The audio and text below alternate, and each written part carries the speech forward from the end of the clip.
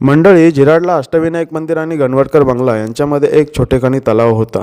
या तलावाचा फारसा काही उपयोग होत नसे। यामध्ये पावसाळ्यात पाणी साचायचे, जंगली वनस्पतींची वाढ व्हायची, बाकी वेळ याचा उपयोग फक्त कचरा टाकण्यासाठीच होत असे। आणि हा तलाव रस्त्यालगतच असल्यामुळे येथे अपघातांचे चान्सेसही खूप जास्त होते। पण या तलावाचा आता खूप छान पद्धतीने उपयोग केलेला आहे आणि या तलावामध्ये आता एक जलकुंभ म्हणजेच एक पाण्याची टाकी बांधण्यात येत आहे, ज्याद्वारे आसपासच्या जे भाग आहेत त्या भागांना पाणी पुरवठा करता येईल। आपल्याकडे उन्हाळ्यामध्ये भरपूर गावांमध्ये पाण्याची टंचाई जाणवते, जसं की बोडणीपासून पुढे जो समुद्रालगतचा भाग आहे त्या भागांमध्ये खूप मोठ्या प्रमाणात पाण्याची टंचाई असते। तिकडच्या लोकांना बरण्या, अंडे, जी काही भांडी असतील ती सगळी घेऊन झिराड बाजूला किंवा चोंडी बाजूला पाणी भरण्यासाठी यावं लागतं। रस्त्यामध्ये आपण बघतो की कारण जिथे पाण्याचे लिकेज आहेत तिथे लोक पाणी भरताना दिसतात। या सगळ्या परिस्थितीवर मात करण्यासाठी ही जी पाण्याची टाकी आहे त्याचा खूप चांगल्या पद्धतीने उपयोग होईल असं मला वाटतं आणि खूप चांगली स्तुत्य कौतुकास्पद कामगिरी याद्वारे करण्यात येत आहे। आता पावसाळ्यामुळे हे काम थोडं थांबलेलं आहे, पण लवकरच हे काम पूर्ण होईल आणि जी काही पाण्याची समस्या आहे ती कमी होण्यासाठी मदत होईल। तुम्हाला याबाबत काय वाटतं हे मला कमेंट सेक्शन मध्ये नक्की कळवा।